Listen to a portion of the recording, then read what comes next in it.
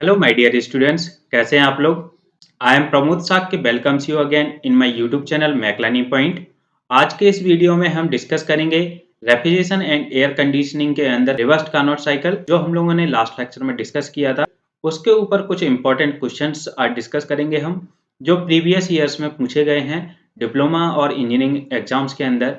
तो चलिए स्टार्ट करते हैं आज का लेक्चर। पहला क्वेश्चन हमारे पास ये है, जिसमें पूछा गया है a refrigerating machine working on reversed Carnot cycle takes out 2 kilowatt from the system.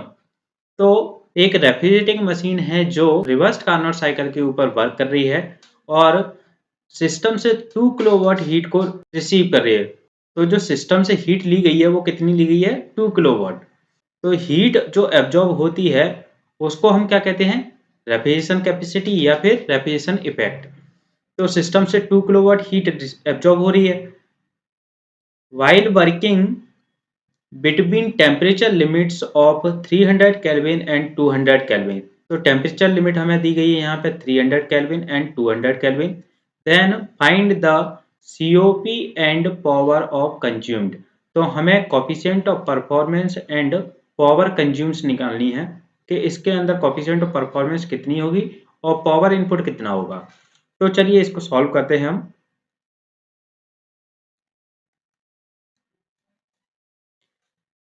यहाँ पर सबसे पहले देखेंगे कि क्या क्या दिया गया है क्वेश्चन के अंदर।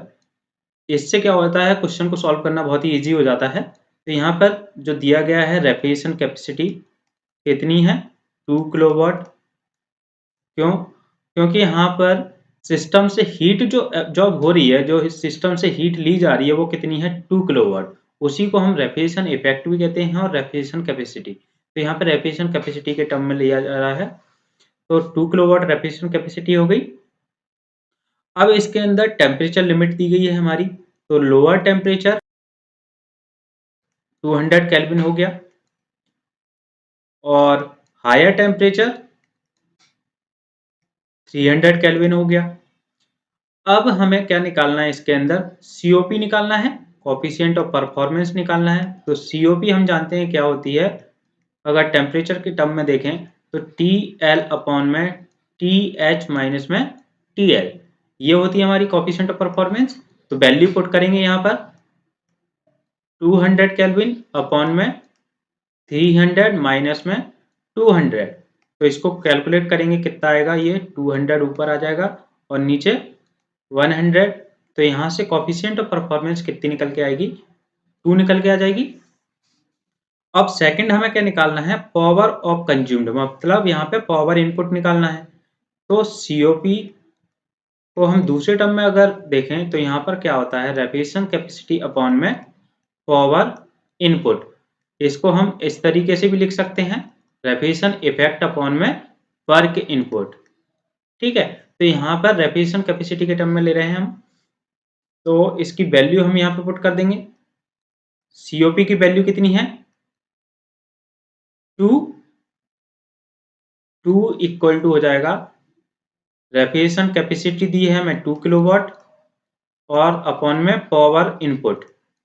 तो पावर इनपुट हमारा निकल के आएगा यहाँ से इक्वल टू 2 अपॉन में 2, तो इक्वल टू हो जाएगा ये 1 किलो वाट। तो यहाँ से इस तरीके से हम इसको सॉल्व कर सकते हैं। ये बहुत ही सिंपल क्वेश्चन है, बेसिक क्वेश्चन है। इस तरीके के जो क्वेश्चन है वो डिप्लोमा लेवल के एग्जाम्स में पूछे जाते हैं सिर्फ। अगर हम बी लेवल के एग्जाम्स की बात करें तो बी लेवल में थोड़ा सा इससे थोड़े से डिफिकल्ट हो जाते हैं। नेक्स्ट क्वेश्चन देखते हैं। सेकंड क्वेश्चन है हमारा ये। तो सेकंड क्वेश्चन में क्या पूछा गया है, यहाँ पर देखते हैं। The working temperature in the evaporator and condenser coil of a refrigerator are -30 degree Celsius and 32 degree Celsius respectively. तो evaporator का टेम्परेचर दिया है और कंडेंसर का टेम्परेचर दिया है यहाँ पे। If the actual refrigerator has a COP of 0.75 times of the maximum COP, और जो एक्चुअल COP है वो मैक्सिमम COP की कितनी दी है? 0.75 times. Then find power input. तो हमें निकालना है कि इसके अंदर पावर इनपुट कितना देना पड़ेगा अगर रेफ्रिजरेटर की जो कैपेसिटी है वो कितनी है 5 किलोवाट। तो सबसे पहले हम ये लिखेंगे कि क्या क्या दिया गया है इसके अंदर। तो चलिए सॉल्व करते हैं इसको। यहाँ पे क्या क्या दिया गया है हमें, रेफ्रिजरेशन कैपेसिटी 5 किलोवाट। नेक्स्ट दिया है टेम्परेचर, इवेपोरेटर का टेम्परेचर एंड कंडेंसर का टेम्परेचर। तो इवेपोरेटर का टेम्परेचर हमारा क्या हो जाएगा TL, इसको हम लिखेंगे 30 डिग्री सेल्सियस दिया है। तो अगर इसको केल्विन में कन्वर्ट करते हैं तो ये कितना हो जाएगा 30 प्लस में 273, तो ये इक्वल टू हो जाएगा 243 केल्विन। नेक्स्ट है हायर टेम्परेचर, अगर हम देखते हैं TH कंडेंसर का टेम्परेचर है। तो कंडेंसर का टेम्परेचर हमें दिया है 32 डिग्री सेल्सियस, इसको भी केल्विन में कन्वर्ट कर लेंगे। 30 प्लस में 273, तो इसको कैलकुलेट करेंगे तो कितना आएगा ये 305 केल्विन। अब यहाँ पे पूछा है कि पावर इनपुट कितना होगा, तो इसके लिए हमें सबसे पहले COP निकालना पड़ेगा। COP इक्वल टू दिया गया है इसके अंदर जो एक्चुअल COP है, एक्चुअल COP दिया गया 0.75 इंटू में COP मैक्सिमम। और जो मैक्सिमम COP निकलती है वो हमारी निकलती है रिवर्स्ड कार्नोट साइकिल के आधार पर, जो हम लोगों ने लास्ट लेक्चर में डिस्कस किया था। तो लास्ट लेक्चर में हमने COP के बारे में डिस्कस किया था। COP का जो फॉर्मूला है वो कितना निकल के आया था TL अपॉन में TH माइनस में TL। तो यहाँ पे टेम्परेचर लिमिट हमारे पास है, तो यहाँ पे वैल्यू पुट करेंगे 243 अपॉन में ये आ जाएगा 305 माइनस में 243। तो अगर हम इसको कैलकुलेट करते हैं ये आएगी हमारी COP मैक्सिमम। मैक्सिमम COP यहाँ से निकल के आएगी, तो मैक्सिमम COP कितनी हो जाएगी यहाँ से निकल कैलकुलेट करते हैं तो ये हो जाएगी यहाँ पर 3.91। यहाँ पर कैलकुलेट करके देखते हैं 243 अपॉन में 305 माइनस में 243। तो अगर इसको हम कैलकुलेट करते हैं तो ये कितनी आ रही है 3.91।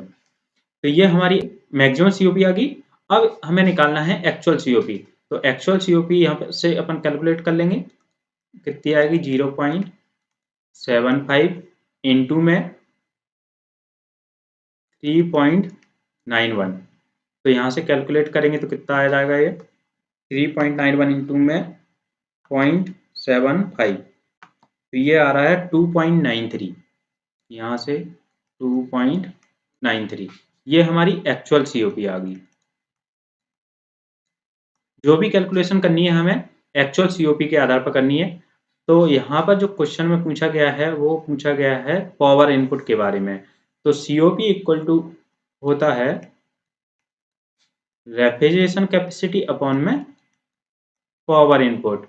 तो COP इक्वल टू कितना है 2.93 इक्वल टू रेफ्रिजरेशन कैपेसिटी हमें दी गई है 5 किलोवाट अपॉन में पावर इनपुट। तो यहाँ से पावर इनपुट कितनी आ जाएगी कैलकुलेट कर लेंगे, 5 अपॉन में 2.93, 5 अपॉन में 2.93, तो ये कितना आएगा 1.7 किलोवाट। तो यहाँ से ये आ जाएगा 1.7 किलोवाट। तो इस तरीके से ये क्वेश्चन हम सॉल्व करते हैं। अब देखते हैं नेक्स्ट क्वेश्चन जो एक्चुअल एग्जाम्स में पूछे गए हैं।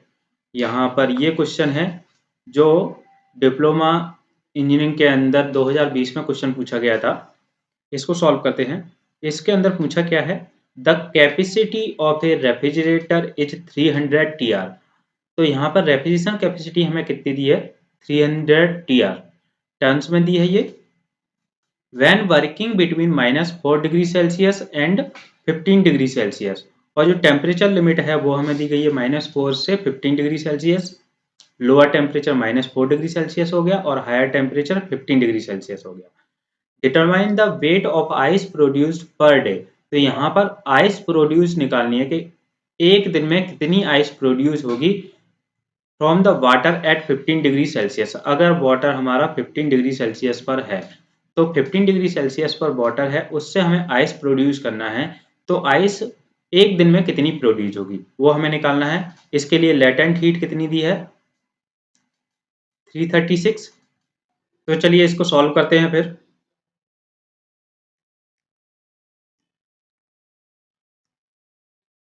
तो सबसे पहले हम लोग इसके अंदर देखेंगे कि क्या क्या दिया गया है हमें।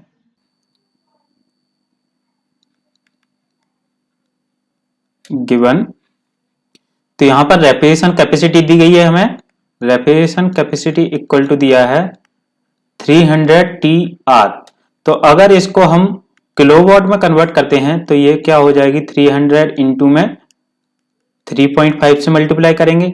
अगर इसको किलोजूल पर मिनट में कन्वर्ट करना है तो 300 इंटू में 210। तो यहाँ पर दोनों कैलकुलेट कर लेते हैं। तो ये हो जाएगी 300 इंटू में 3.5, तो ये होगी 1050 किलोवाट, 1050 किलोवाट।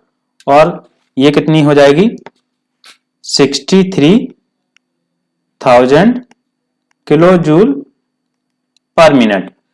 तो यहां पर रेफ्रिजरेशन कैपेसिटी। अब टेम्परेचर लिमिट हमें दी गई है -4 डिग्री सेल्सियस एंड, तो TL कितना है, -4 डिग्री सेल्सियस। इसको हम केल्विन में कन्वर्ट करते हैं, -4 प्लस में 273, तो ये कितना हो जाएगा, 269 केल्विन। ऐसे ही हायर टेम्परेचर को कन्वर्ट करते हैं तो 15 डिग्री सेल्सियस दिया है, इसको 15 प्लस में 273 इक्वल टू हो जाएगा 15 प्लस में 15 प्लस 273 288 केल्विन। अब क्या दिया है इसके अंदर, लेटेंट हीट। तो लेटेंट हीट दी है हमारी, latent heat equal to 336 kilojoule पर केजी। अब इसके अंदर हमें निकालना क्या है, ice produced in a day, एक दिन के अंदर कितनी आइस प्रोड्यूस होगी। तो इसके बाद हमें निकालना है इसके अंदर टोटल हीट रिमूव्ड, के 1 किलोग्राम वाटर से कितनी टोटल हीट रिमूव होगी वो हम निकालेंगे पहले। तो total heat removed from 1 kilogram water at 15 degree Celsius. अब क्वेश्चन के अंदर हमें आइस फॉर्म हो रही है, तो आइस हमारी कितने डिग्री सेल्सियस पर फॉर्म होती है, 0 डिग्री सेल्सियस पर। तो हम क्या करेंगे, यहाँ पर 15 से कहां जाएंगे, 0 डिग्री सेल्सियस पर जाएंगे। ठीक है, तो यहाँ पर जो टेम्परेचर है वो हमारा क्या हो जाएगा, 15 और 0 डिग्री सेल्सियस। तो आइस फॉर्म कैसे होगी, ये क्या हो जाएगा, mCp डेल्टा टी प्लस में मास इंटू में लेटेंट हीट। और मास यहां पे हमारा कितना है, 1 किलोग्राम। तो यहां पर 1 इंटू में जो स्पेसिफिक हीट है वाटर के लिए वो कितनी होती है, 4.18। और टेम्परेचर कितना हो जाएगा हमारा, 15 माइनस में 0 प्लस में मास कितना हो गया 1 इंटू में लेटेंट हीट कितनी हो जाएगी 336। ठीक है, इसको हम कैलकुलेट करेंगे, तो कैलकुलेट करेंगे तो कितना आएगा, ये हो जाएगा 4.18 इंटू में 15, ये हो गया 62.7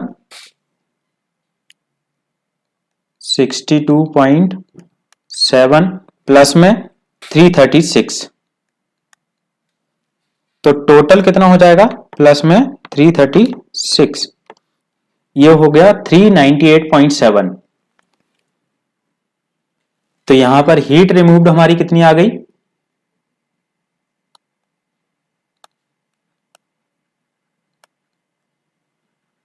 हीट रिमूव्ड आ गई 398.7 किलो जूल पर केजी। तो ये हो जाएगी किलो जूल पर केजी। ठीक है, हीट रिमूव्ड आ गई। अब ये जो हीट रिमूव्ड हुई है 1 किलोग्राम वाटर से तो ये हमारा क्या कहलाएगा, रेफ्रिजरेशन इफेक्ट हो जाएगा। तो इसको हम क्या कह सकते हैं, रेफ्रिजरेशन इफेक्ट इक्वल टू हो जाएगा 398.7 किलो जूल पर केजी। तो अब हम जानते हैं रेफ्रिजरेशन कैपेसिटी इक्वल टू होता है मास इनटू में रेफ्रिजरेशन इफेक्ट। तो यहां से हम मास कैलकुलेट करेंगे इसका। तो मास क्या हो जाएगा, रेफ्रिजरेशन कैपेसिटी हमारे पास कितनी दी गई थी, यहां पर देख लेते हैं। रेफ्रिजरेशन कैपेसिटी दी है हमें 300 टीआर। तो इससे हम कैलकुलेट करेंगे 300 टीआर मतलब किलो जूल पर मिनट में 63,000 अपॉन में रेफ्रिजरेशन इफेक्ट कितना आया 398.7। तो इससे हम कैलकुलेट करेंगे, ये कितनी आ जाएगी 63,000 डिवाइड बाई 398.7, ये आ रहा है 158। यहां पे आ गई है 158.01